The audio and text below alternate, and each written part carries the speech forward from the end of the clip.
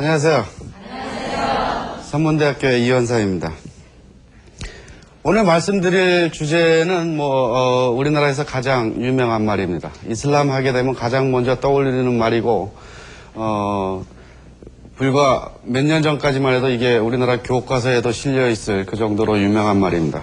즉, 한 손에 칼, 한 손에 꼬라니입니다. 흔히 이슬람 하게 되면 이 문장이 생각이 나서 한 손에 칼, 한 손에 꼬라니다 보니까 굉장히 무력적인 종교고 폭력적인 종교다 이렇게 생각을 하고 있는데요. 그래서 일단 이 주제를 들어가기 전에 먼저 조금 하나 설명을 하고 들어갈 것이, 우리가 알기로는 일반적으로 코란이라고 알고 있는데 왜 저는 자꾸 그걸 꾸란이라고 얘기를 하느냐 이런 부분들입니다. 즉 코란이라고 하는 단어는 이게 영어식 발음입니다. 우리가 이쪽에 대한 지식을 이제 서구를 통해서 들어오다 보니까 코란이라고 발음을 했지만, 요즘에는 그 원어가 한국말로 발음이 되면 그대로 쓰는 경향이거든요. 그래서 이게 아랍어로는 꾸란입니다. 그래서 이 아랍어로 쓰게 되면은 꾸란 이렇게 씁니다. 꾸란. 그 다음에 하나님이라고 하는 그 알라자도 역시 마찬가지로 이게 영어로 가시지만 아랍어로 알라일 뿐입니다. 그래서 이제 이런 그 용어적인 부분들도 이제 나올 때마다 제가 간단히 설명을 하고 넘어가도록 하겠습니다. 그런데 이 주제를 볼 때 과연 이렇게 폭력적인 종교였다면 이 종교가 지금 생겨난 지가 1400년이 넘는데, 이 1400년이 넘는 동안 56개국 지금 13억에서 16억의 인구가 어떻게 믿고 있느냐는 거죠.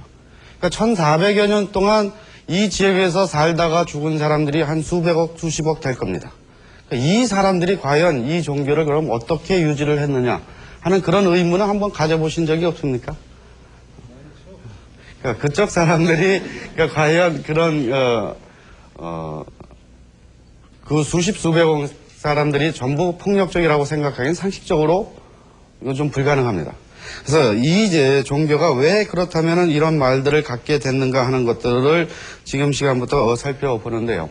이 단어는 즉 한 손에 칼, 한 손에 꼬라는 13세기쯤에 십자군 전쟁이 일어나면서 서구 쪽에서 적개심을, 이슬람에 대한 적개심을 고취시키기 위해서 나온 말입니다. 그러니까 더 이상 이것이 서구 쪽 학자들은 쓰지도 않는 말인데 이게 우리는 아직도 쓰고 있다는 데 이제 문제가 좀 있습니다. 그래서 초기 역사를 볼 것 같으면은 570년에 무함마드가 태어납니다. 그러니까 570년에 무함마드가 태어나지만 이 사람은 40살이 될 때까지는 보통 평범한 삶을 삽니다. 즉 610년까지는 평범한 삶을 살다가 610년에 이제 처음으로 계시를 받습니다.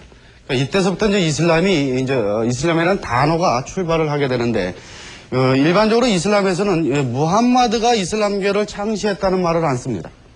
즉 하나님 이후에 아담, 하와서부터 그 밑에 있는 예언자들이 전부 이슬람의 예언자들이에요. 그러니까 아브라함, 노아, 모세 다 똑같습니다. 동일 인물입니다. 단 예수님 이후에 무함마드가 한 명 더 있다는 거예요. 그래서 무함마드가 나타나면서부터 이슬람이라는 단어가 쓰여졌을 뿐이지 그 이전에 있던 것까지 전부 이슬람이라는 거죠. 그래서 이때 이제 610년에 처음으로 이제 이슬람이라는 단어가 생겨나서 이 사람은 632년에 죽습니다. 즉 예언자 생활을 하는 것은 불과 22년 정도밖에 안 돼요. 그러니까 무함마드가 죽을 당시까지만 해도 아라비아 반도 내에서만 이 이슬람이 존재를 하고 있었습니다. 그러던 것이 무함마드 이후에 정통 4대 칼리프 시절로 넘어갑니다. 이 4대 칼리프 시절로 넘어가는 것이 첫 번째가 아부바크르고, 그 다음에 두 번째가 오마르, 세 번째가 오스만, 그 다음에 네 번째가 알리입니다. 이 네 사람의 기간이라고 해봐야 이것도 역시 632년에서 661년, 불과 30여 년 정도밖에 되지 않습니다. 이 30여 년 동안에 그 당시로서는 가장 큰 문화권인 비잔틴 제국하고 페르시아의 사산 제국까지를 전부 이슬람 문화권으로 넘어오기 시작을 하게 됩니다. 근데 이 지금 네 명의 이런 이름을 봐도 우리는 굉장히 생소하게 느껴지죠. 근데 사실은 우리 실생활에 많이 쓰이는 이름이 하나 있어요. 그게 뭐냐면 요 바로 요겁니다. 두 번째 요 오마르라고 하는 요 사람 이름하고 똑같은 게 우리 상표 중에 하나 있습니다. 우리가 지금 많이 쓰고 있는 상표 중에 오마르 샤리프 이렇게 쓰는데요. 즉 이거 사람 이름입니다. 혹시 닥터 지바고 보셨습니까? 네. 그 주인공입니다, 이 사람이. 그 사람 이름을 따서 상표를 만든 건데 우리는 이거 뭐 아랍 사람이라고 별로 생각도 안 하고 그냥 무심코 쓴 거지만 우리 실생활에 뭐 이런 이름들이 이미 많이 들어와 있다는 것을 의미하게 됩니다. 이 오마르 때서부터 이슬람이 급속하게 팽창 정책을 피기 시작을 합니다. 그래서 굉장히 빠른 속도로 이제 그 위쪽에 있는 지금의 시리아, 이라크 뭐 이쪽 지역에 있는 그 비잔틴 제국하고 페르시아의 사산 제국 쪽으로 이슬람 문화가 이제 퍼져 나가기 시작을 하게 됩니다. 그런데 이 당시 페르시아 제국의 상황은 어떤 것이었었느냐면은 두 개 다, 즉 페르시아 제국하고 이 비잔틴 제국은 제국의 말기 현상을 띄어갖고 굉장히 부정부패나 이런 고율의 세금이나 이런 거에 의해서 국민들이 굉장히 시달리고 있을 때예요. 그래서 이제 밑에서 이슬람이 올라가게 되니까 어떤 계층에서 많이 협력을 해주냐면 그 중에서도 특히 기독교 계층에서도 많이 협력을 해줍니다. 왜냐하면 비잔틴 제국 하에서 탄압을 받고 있던 이 기독교 세력들이 이 사람들이 페르시아 사산 제국 쪽으로 옮겨갑니다. 근데 페르시아 사산 제국은 그 당시에 조로아스터교를 믿고 있었어요. 우리가 흔히 배화교라고 하는 그 종교입니다. 근데 그 페르시아 쪽으로 가서 이 페르시아는 그 기독교인들을 따로 조직해서 비잔틴 제국하고의 전쟁을 할 때 이용을 합니다. 그리고 실제로 이 사람들이 비잔틴 제국하고 전쟁에서 많은 그 공을 세우지만 결국은 이 페르시아 쪽으로 동화하지는 못해요. 왜냐하면 종교도 달랐고 민족도 달랐기 때문에 항상 이방인으로 남아 있었던 겁니다. 그러니까 이 기독교인들이 거기에 대한 불만들이 상당히 많이 있었습니다. 그러니까 우리는 페르시아를 위해서 공헌한 것도 많았음에도 불구하고 차별 대우를 받고 있다라고 하는 이런 의식이 있던 차에 이제 남부 쪽에서 이슬람 세력들이 올라오니까 이왕이면은 같은 하나님을 믿는 쪽을 지원해 주는 게 낫겠다 하는 그러한 생각에서 이슬람 세력에 대한 지원들을 많이 하게 됩니다. 또한 점령을 당한 국민들 입장에서 볼 것 같으면은 그 당시는 전쟁에서 졌다고 하는 것은 곧 죽음을 의미합니다. 이게 7세기거든요. 그러니까 610년서부터 632년이 또 이렇게 하게 되면은 그러니까 7세기라고 하면은 전쟁에서 지면은 뭐 이런 영화나 이런 데서 많이 보셨듯이 남자들은 전부 이렇게 목을 쳐갖고 이렇게 성에다 쫙 걸어놓는 그 시절이에요. 그리고 여자나 아이들은 전부 노예로 팔려가던 시절들입니다. 그래서 이슬람군에 의해서 점령을 당하고 나서 이제 집합을 하라고 하니까 이제 죽을 각오를 하고 이제 모이는 거죠. 그런데 그때 무슬림 군들은 뭘 선언하냐면 지금부터 남녀 평등이다. 그리고 노예 해방이다. 그리고 너희들 종교 믿으려면 믿어라. 단 우리한테 선교는 하지 마라. 라고 얘기를 합니다.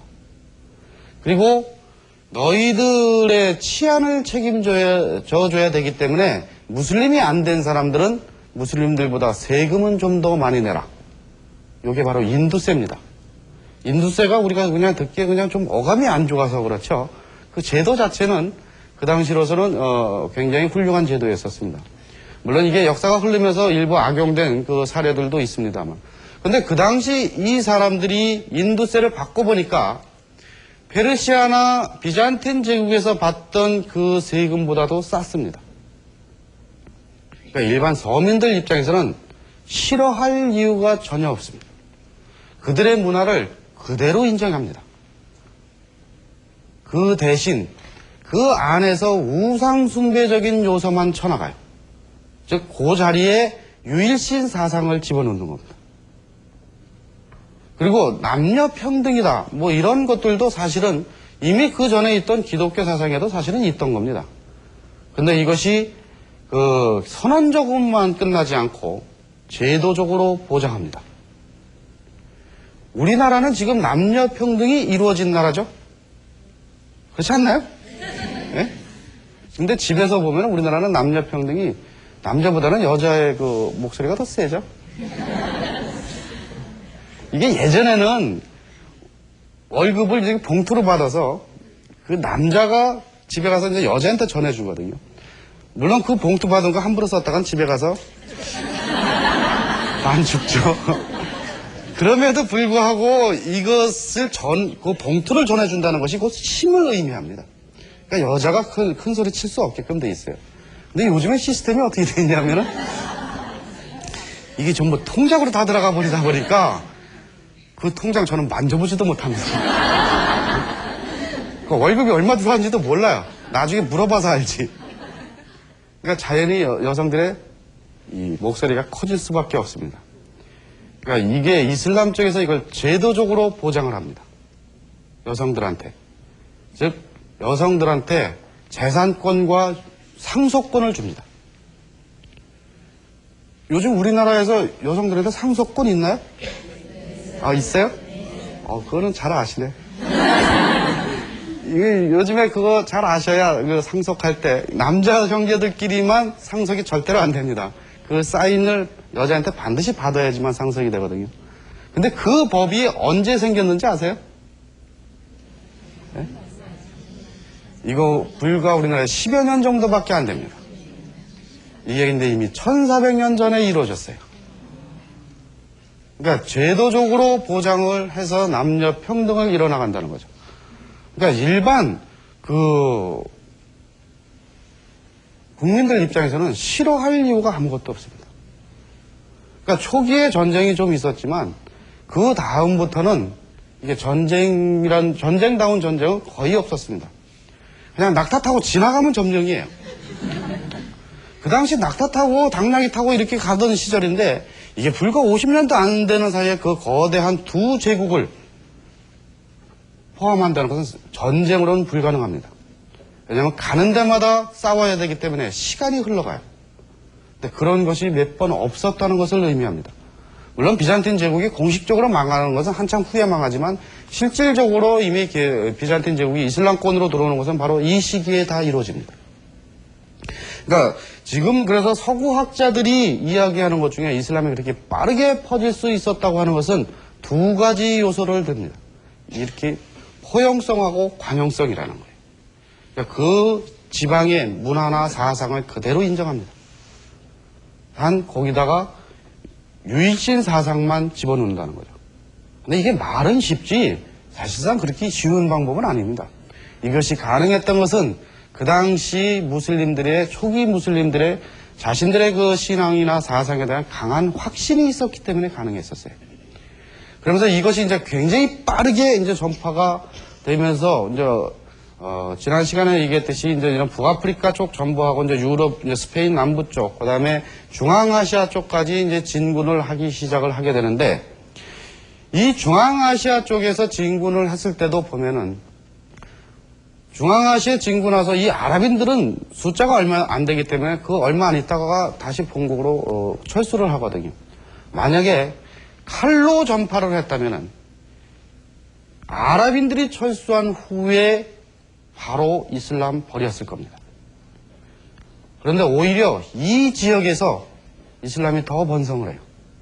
그리고 유명한 학자들이 많이 나옵니다. 그러니까 부카리나 사마르칸트 이런 사람들인데 이게 지금 중앙아시아 쪽에서의 그 도시 이름이거든요. 그러니까 그 당시는 그 도시에서 유명한 사람이 나오면은 그 도시 이름을 따서 이름을 지어줍니다. 그런 사람들이 없었다면은 지금의 이슬람 사상이나 신학이 이렇게까지 발달 못했습니다. 여기서 유명한 학자들이 대량 배출되기 시작을 합니다. 그리고 이 지역은 현대 들어와서 소련의 공산주의를 거치고 나서도 아직도 이슬람 지역으로 남아있는 거거든요. 그러니까 여러 가지 평등, 이슬람 쪽에서 얘기하는 평등 사상 이런 거 얘기할 필요도 없이 역사의 그 흐름만 갖고도 간단히 증명할 수 있는 부분들이에요. 그러니까 이렇게 빠르게 이제 전파가 되기 시작을 하게 되는데 초기 이슬람 역사를 볼 것 같으면요. 이상하게 유명한 그 여성 장군들이 많이 나옵니다. 이건 아까도 말씀드렸듯이 남녀 그 평등 사상에서 기인을 하게 되는데 그렇다고 해서 이런 것이 사상만 갖고 이런 것이 나타나진 않아요. 이 당시에 장군이라고 하는 것은 요즘에 여러 방송국에서 사극 많이 하죠. 그거 보면 그 장군들이 직접 앞에 나가서 이렇게 칼싸움하는 시절이거든요. 그러니까 체력이 뒷받침이 안 되면 불가능합니다. 제가 한 번은 유학 시절에 이제 아는 사람 집을 놀러 갔어요. 이제 집사람하고 같이 이렇게 갔는데 그 한국 사람 집에 이제 놀러 갔더니 그분이 마침 잘 왔다고 그러더라고요. 그래서 왜 그러냐고 그랬더니 그 카페트를 좀 털어야 된다고. 왜냐하면 그건 먼지가 많은 지역에서는 카페트가 필수예요. 이제 그 먼지를 방지하고. 근데 그걸 가끔가다 털어줘야 되거든요. 근데 이게 카페트가 이게 두꺼운 거 이게 3m, 5m 정도 되면 이게 굉장히 무겁습니다. 혼자 들기 힘들거든요. 그러니까 그걸 좀 들고 가자고 해서 들들 말아갖고 양쪽에서 이제 낑낑대고 있는데 그 집에 마침 일하는 아주머니가 계셨어요. 그 현지 분인데. 그분이 와서 뭐 하시는 거냐고 그러더라고요. 그래서 그 보면 모르냐 지금 이거 들고 가서 털어야 된다고 그랬더니 그걸 왜 둘이 들고 난리를 치고 있냐고 그러더라고요. 지금 둘이 안 들면 이걸 혼자 어떻게 되냐 그랬더니 저리 비키라고 그러더니 혼자 번쩍 들고 가더라고요. 제가 그거 보고 놀랬어요. 물론 뭐 전 아랍 여성들이 다 그런 건 아니지만 그 이 골격이 큰 부족들이 있습니다. 그래서 그 손을 만져보면 이 뼈대보다 굵어요.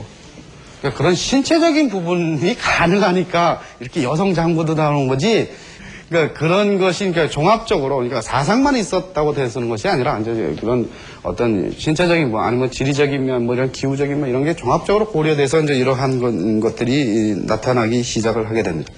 그런데 이러한 이슬람의 그 전파가 빠르게 전파가 됐다고 하는 것이 이 부분이 놀랄 부분이 아니라 사실은 그 빠르게 된 전파가 된 것이 이것이 1000년이 넘는 세월이 왔음에도 불구하고 아직도 이슬람권으로 그대로 남아있다는 게 이게 기적입니다. 그래서 지금도 서구학자들이 얘기하는 이슬람 쪽의 진정한 기적은 그 문명이 빠르게 전파가 된 것이 아니라 한 번 이슬람은 영원한 이슬람이다. 이 부분이 진정한 기적이라는 거예요. 근데 이게 어떻게 가능하겠느냐 이게. 지금 아랍어를 모국어로 하는 나라가 21개국이거든요. 근데 이게 워낙 지리적으로 멀리 퍼져 있다 보니까 사투리를 할 것 같으면 이웃나라 사람들이 못 알아듣습니다. 즉 사우디 사람들이 사우디 방언으로 하면 그 옆에 이집트나 뭐 리비아나 이 사람들이 못 알아들어요.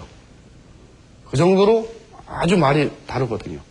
그 다음에 그 민족적인 부분들도 약간씩 다르고 문화도 다르고 그 다음에 기간이 이미 1000년이 넘는 세월이 왔다면은 충분히 다른 언어 아니면 다른 종교로 떨어져 나갈 수 있는 시간이었었어요.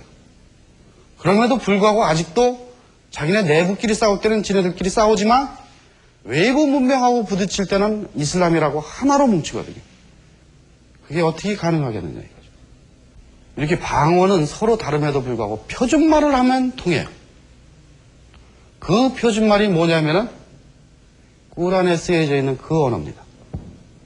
물론 현대식으로 단어가 조금 새롭게 된 것들은 있지만 기본은 그거예요.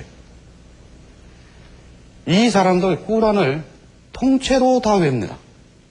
지금도 그렇습니다. 이 사람들은 이거를 외우는데 그냥 의미상만 외지 않습니다.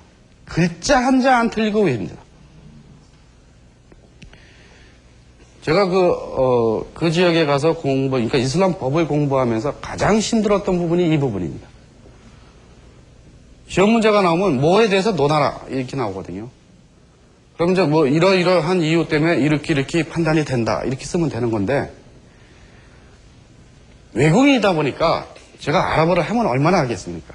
단어가 틀리고 뭐 문장도 틀리고 뭐 그러거든요. 그럼 교수님이 보고 그런 거는 봐주십니다. 그러니까 전체적인 의미만 이렇게 맞으면은 그런 건 크게 안 쓰고 점수를 주는데 그걸 쓰는 과정에 있어서 그 근거를 반드시 써야 돼요. 그 근거가 첫 번째가 꾸란입니다. 그 근거 첫 번째가 꾸란이고 첫 번째가 꾸란이고요. 그 다음에 두 번째가 하디스예요. 이건 무함마드의 언행록이거든요. 그러니까 여기서 반드시 뽑아놔야 돼요.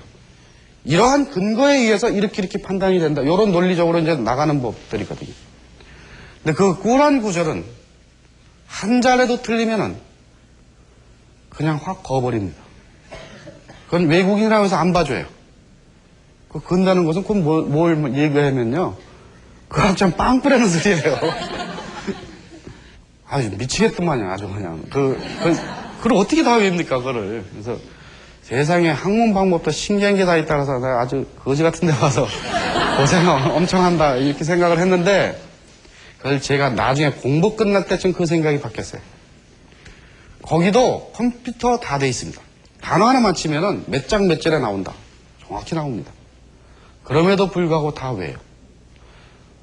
그것을 외운다고 하는 것이 지금도 이슬람권을 하나로 묶어주고 있습니다. 아랍어를 모국어로 하지 않는 외에 다른 나라들도 아랍어 모르는 사람들도 그걸 외거든요.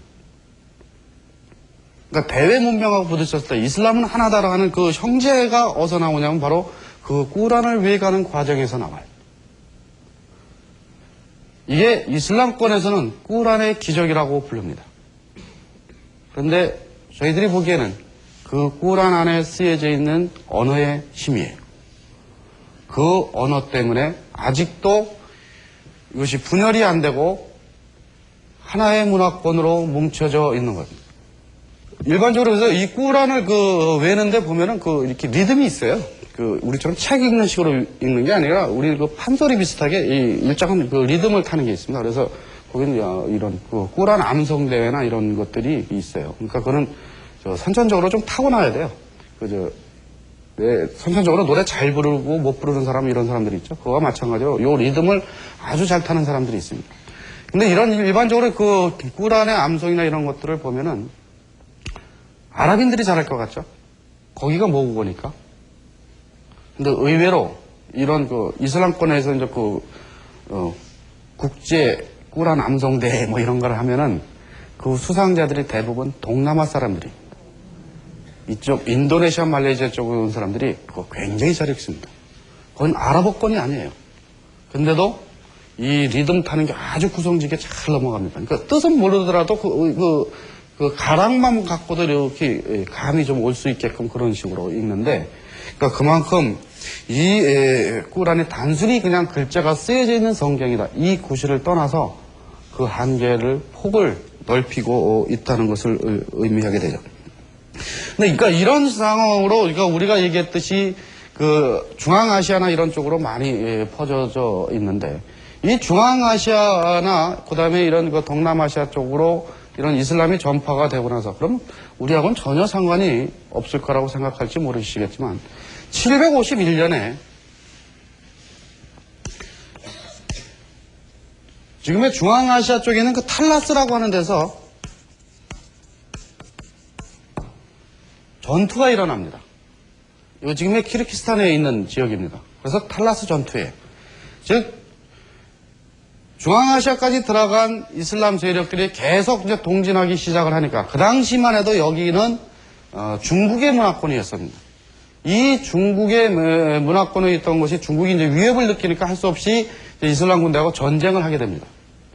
그 전쟁을 하게 되는데 중국군 최고 사령관이 누가 오느냐 하면은 고선지 장군이 옵니다. 고선지 장군은 들어보셨나요? 뭐 하시는 분이었죠? 장군이었죠. 장군은 장군인데 이게 고구려 사람입니다. 이분이 고구려가 망하니까 이제 중국 당나라로 가서 유명한 장군이 되신 분입니다.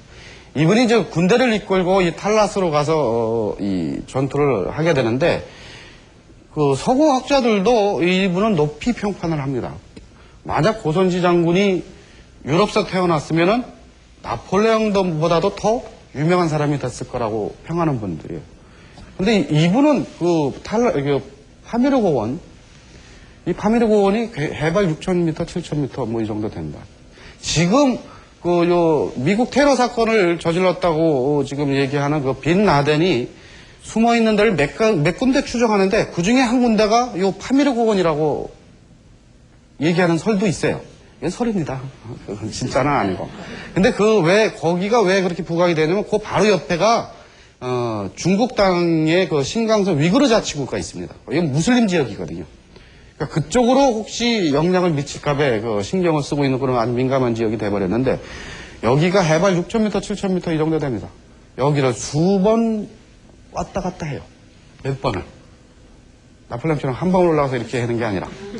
이분이 가서 이제 이슬람 군대하고 전쟁을 하는데 결국 여기서 집니다. 고선지 장군이. 그래서 그때서부터 이 중앙아시아, 지금 말씀드린 그 파미리 요건 주변이 전부 이제 이슬람화 되기 시작합니다. 그때서부터. 그리고 지금까지도 이제 이슬람 지역으로 남아져 있는데, 이때 많은 포로들이 잡혀서 지금의 다마스커스, 바그다드 이쪽으로 이제 압송이 되거든요. 이쪽으로 압송이 돼서 나중에 이제 그때는 포로로 잡힌다는 것은 곧 노예가 된다는 것을 의미합니다. 그러다가 이제 인력이 많이 필요한 이 남쪽 항구 쪽으로 이제 포로들을 이동시킵니다. 그러니까 이동시키는 것이 이제 그러니까 다마스커스나 바그다드에 있다가 지금의 아라비안만 쪽에 항구 쪽으로 이동을 시키는데 제가 왜 이 말씀을 드리냐면요. 사우디의 한 부족이 자신들의 조상이 한국 사람이라고 주장하는 데가 한 군데 있어요. 그래서 처음 들었을 땐 말 같지도 않은 소리 하고 있냐 이렇게 할 수 있는데 이게 사우디 동부 쪽에 석유 산업단지들이 있습니다. 담맘이나 이런 데. 이제 거기에서 근무하시던 한국 분들에 의해서 소문이 난 겁니다. 이제 광범위하게 소문이 나다 보니까 한번 그쪽을 알아볼 필요가 있겠다 해서 제가 한번 가본 적이 있습니다. 가서 얘기를 들어보니까 설이 몇 가지가 있는데 그 중에 하나가 윤 장군이라고 하는 사람이 왔었대요. 또 윤 씨라고 얘기를 해요. 윤 장군이 와서 거기서 제국을 세웠다고 합니다. 그 제국 이름이 까라미뜨예요.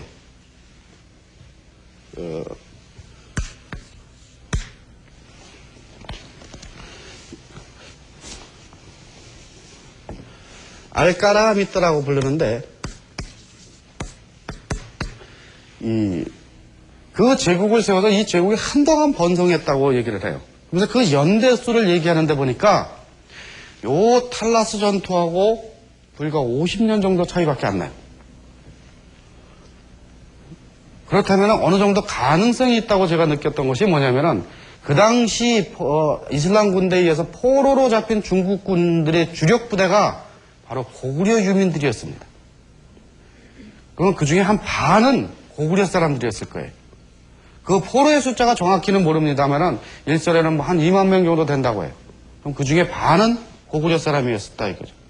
근데 그것이 나중에 이쪽 바스라 항구 쪽으로 이동되는데 그 바스라 항구에서 가까운 지역이에요. 이 사람들이 지금 사는 데가. 지금은 사우디아라비아 땅입니다만. 그렇다면 가능성이 어느 정도 있다고 생각을 들거든요. 그리고 제국을 세웠다고 해서 진짜 지방사를 뒤져보니까 이 제국이 실제로 있었어요. 그때쯤 세워졌어요. 그리고 그 사람들의 그 성씨가 꾸레이마라고 부르더라고요. 성씨가 꾸레이마. 이렇게 부르는 성씨인데, 근데 심증은 가는데 도무지 증거가 없었어요. 그래서 그냥 할 수 없이 그냥 더 이상 진척을 못 시키고 있는데, 왜냐하면 또 이거를 주장하시는 분이 할머니예요. 근데 여기 굉장히 시골이거든요. 근데 여긴 여자분하고 면담이 안 됩니다. 그래서 직접 면담을 해서 어떻게 좀 들어봤으면 좀 더 좋겠는데, 그러려면 공식 이렇게 절차를 통해서 하는 수밖에 없는데, 그러기에는 또 증거가 너무 부족하고, 이런 여러 가지 사정 때문에 못하고 있지만, 아무튼 이러한 것들이 뭐냐면, 이렇게, 우리하고 전혀 상관없을 것 같다는 것도 어떤 가능성에 의해서 이렇게 인적 교류가 계속 이루어졌다는 거고, 이것이 가깝게 있는 유럽하고는 그럼 어떻게 일어나느냐면, 이 탈라스 전투 이후에 아랍의 학문이 급속도로 발전하기 시작합니다.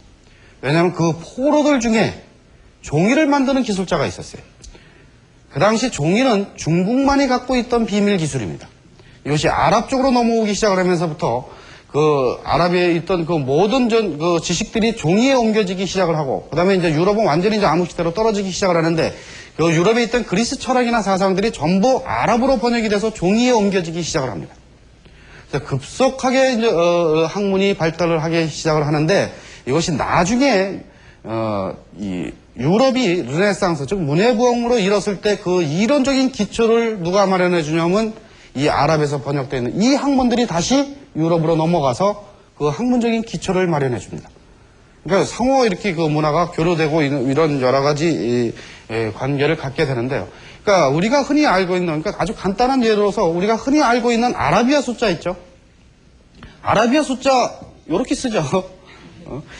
그러니까 한 번도 아라비아 숫자가 다른 숫자라고 아마 생각해 보신 분들은 없을 겁니다. 1, 2, 3, 4, 5 이렇게 쓰죠? 이건 아라비아 숫자가 아니고 인도 숫자입니다. 이 인도 숫자를 아랍 사람들이 받아들여서 영의 개념을 정립을 시켜요. 그런 다음에 그걸 유럽으로 전파하다 보니까 유럽 사람들 입장에서는 이게 아랍 사람들이 쓰는 문자인가 보다 해서 아라비아 숫자를 씁니다. 아랍 내부에서는 지금 진짜 아랍 숫자가 있어요. 아직도 쓰고 있습니다. 이렇게 씁니다. 이거 7, 8, 9, 0. 근데 이 문화가 이렇게 전달되는 과정에 있어서는 일방적으로 받아서 일방적으로 영향을 받고 주고 이런 건 없습니다. 받으면서 상호 영향을 받아서 다시 거기서 발전이 돼 갖고 다른 데로 넘어가면 또 그 지역에 맞게 상호 변형이 되고 그러거든요. 가령 이슬람 철학이나 문학이 굉장히 발달되어 있는데 그 철학들이 그리스 철학이 번역되는 과정에서 영향을 미칩니다. 그래서 거기서 또 비약적으로 발전을 하게 되고, 이 숫자도 마찬가지입니다. 아랍어 오른쪽에서 이렇게 왼쪽으로 쓰죠. 그러니까 제가 몇 번 보여드렸듯이 이렇게 오른쪽에서 왼쪽으로 이렇게 쓰는데, 그럼 숫자도 이렇게 써야 되죠.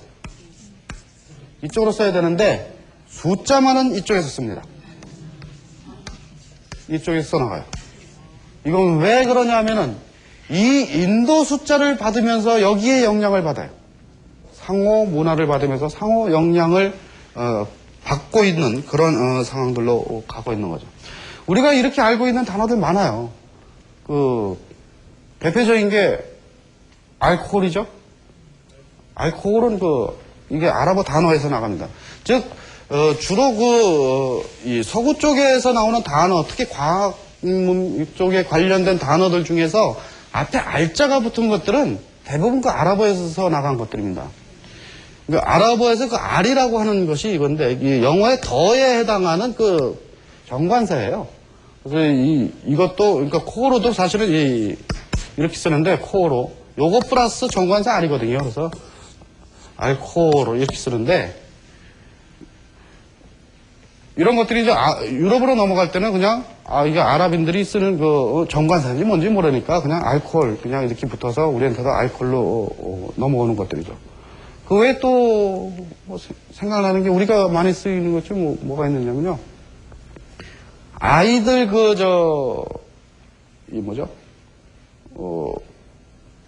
병 났을 때 먹는 약 이렇게 물로 된 거. 그 시럽이라고 부르죠. 그게 아랍의 알시랍에서 나갑니다.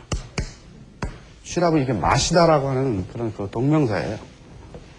거기서 나가게 되는데, 그러니까 이와 같이 문화라고 하는 것이 이제 계속 동과 서를 그 중간에서 이 아랍인들이 그 중개 역할을 한 부분들이 많습니다. 그 과정에서 자연스럽게 이슬람 문화가 이제 퍼져 나가기 시작을 하는 겁니다.